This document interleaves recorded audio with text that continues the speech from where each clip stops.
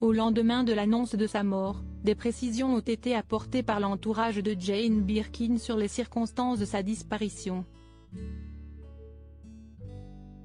La date de ses obsèques a également été annoncée ce mardi.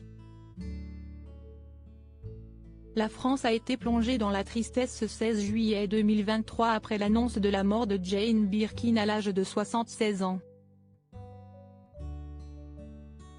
Chanteuse et actrice de légende, l'artiste anglaise préférée des Français laisse une grande empreinte dans le pays, avec sa voix et son charisme ravageur.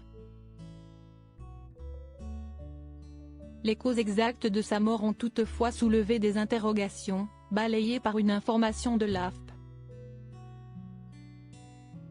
Dans un communiqué écrit conjointement par Charlotte Gainsbourg et Lou Doyon, ses deux dernières filles, l'aînée, Kate Barry, est décédée à 46 ans en 2013, on pouvait lire la bataille acharnée de Jane Birkin contre la maladie.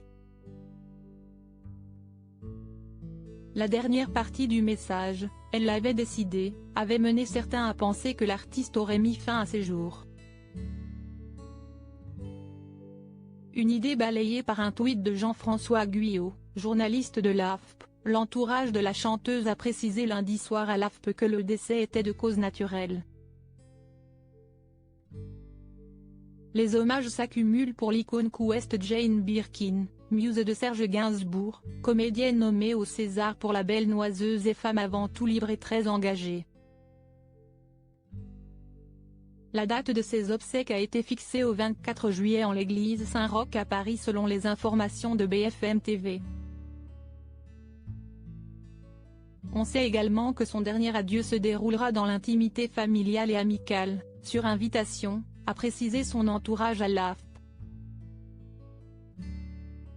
Jane Birkin a souffert de lourds problèmes de santé.